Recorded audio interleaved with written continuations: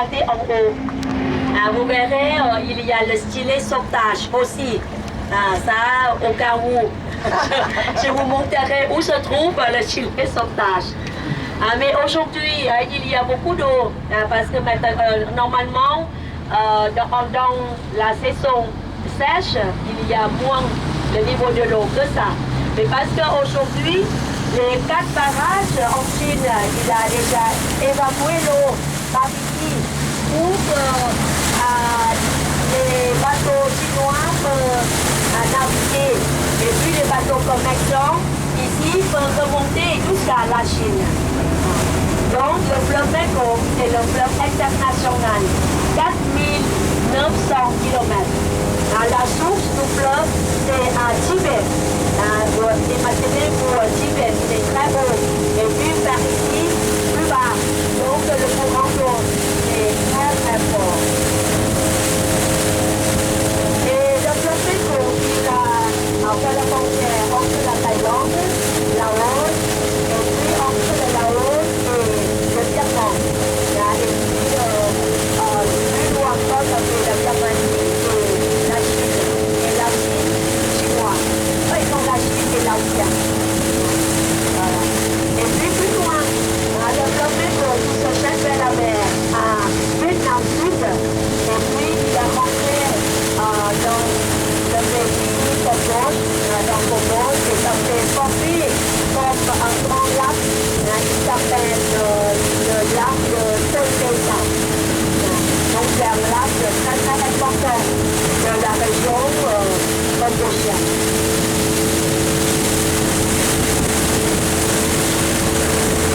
Sur votre droite, c'est Laos, et la ville très très importante là-bas, c'est la ville qui s'appelle Batuk. Batuk, c'est quand même la ville commerçante. Vous remarquez, il y a beaucoup de bateaux, et c'est le bateau pour transporter tous les produits qui vont partir vers la Chine.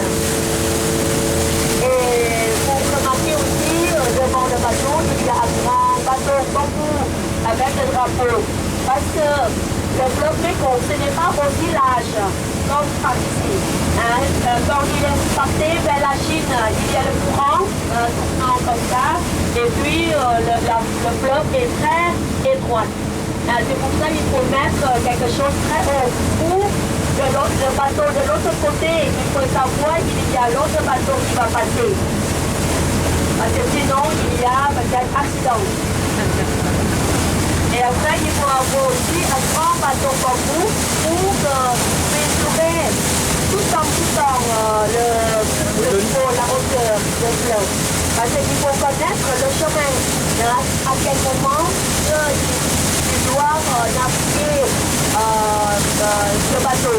Parce que sinon, il y a tout le sable. Le sable, il a changé suivant la direction. Parce qu'en dessous, il y a beaucoup de courants d'eau. Et il y a tout le temps le sable qui va passer comme ça. Et quelquefois, il a mis de ce côté-là, quelquefois de l'autre côté. Donc, il faut connaître.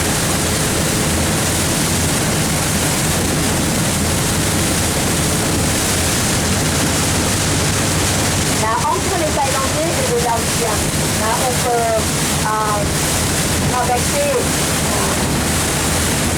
sans problème. Il n'y a pas de visa. Et on peut parler aussi presque la même langue.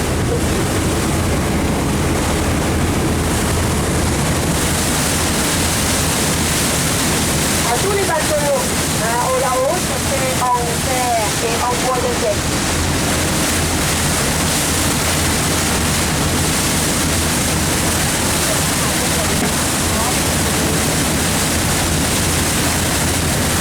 Aujourd'hui, des récits politiques à la Thaïlande dans monarchie absolue. Oui, monarchie constitutionnelle, pardon. Au Laos, c'est communiste, mais c'est le communisme qui est en train de gouverner le pays, d'accord, comme les Chinois.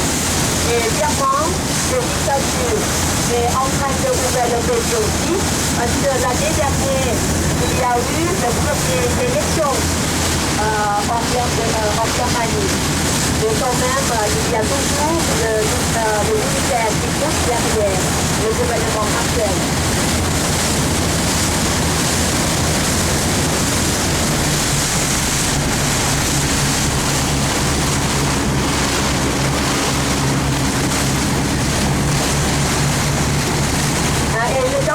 fleuve Neko, il y a beaucoup de poissons. Autrefois, il y a les poissons qui s'appellent crabes. C'est un grand poisson de nous, on l'a dit, c'est le plus grand. Il s'appelle poisson géant, crabe. Il descend les courants d'eau jusqu'ici et compresseur à partir du mois de novembre-décembre.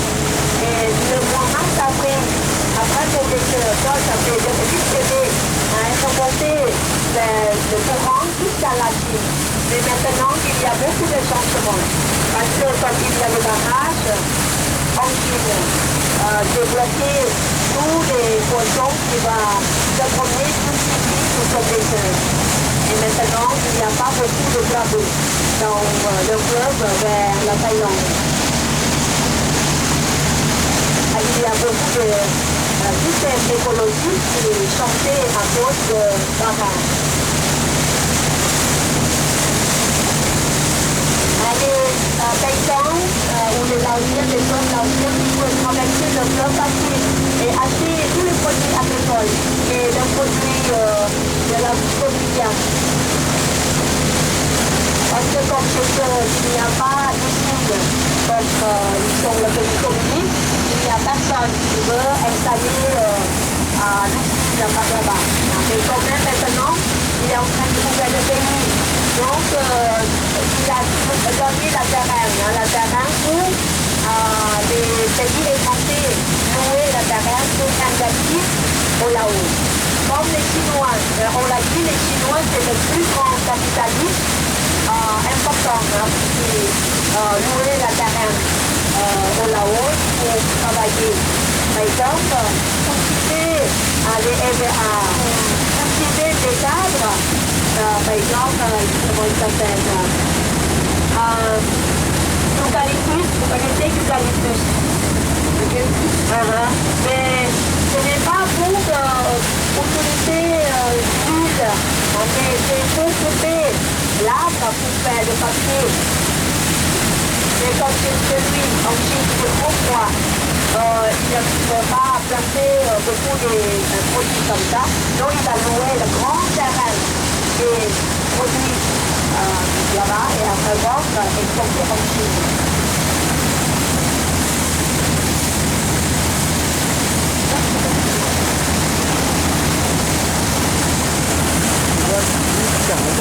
Et puis maintenant, les Laotiens, il a le projet de construire de grands barrages pour bloquer le fleuve Neko.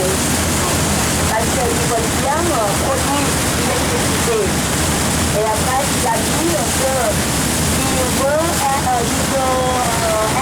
le grand producteur qui produit l'énergie pour nourrir tout le pays asiatique sud-ouest. Parce que comme la Thaïlande, on a consommé beaucoup l'énergie, mais on n'a pas suffisamment d'énergie.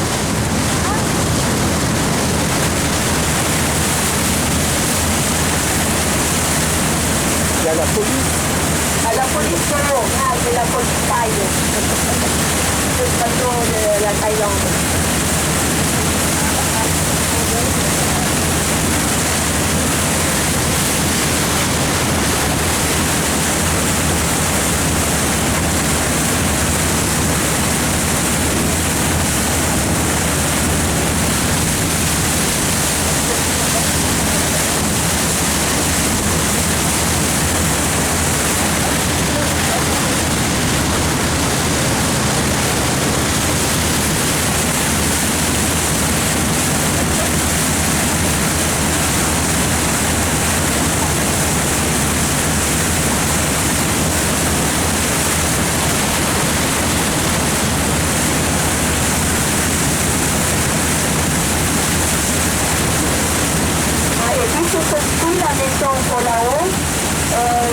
Les lanciers qui n'ont pas de matériel, il faut aussi en profiter de chez nous. Parce que tous les équipements, les sables, les cailloux et aussi le bruit.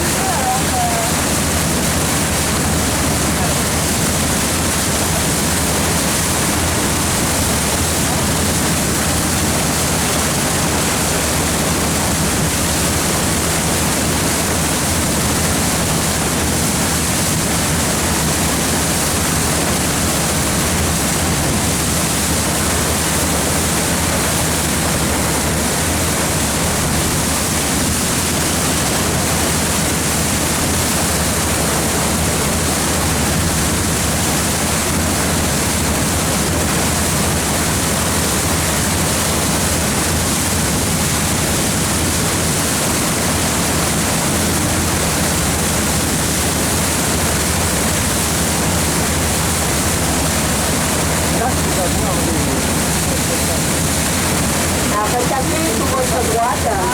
Avec là-haut, c'est à partir de là jusqu'à plus loin, jusqu'à l'Equateur de chez nous. Maintenant, c'est à partir des Chinois pendant 90 ans. C'est les Chinois qui ont loué toute la terre ici, de tout à petit, à peu près 3 hectares. Pour installer la ville beaucoup de touristes.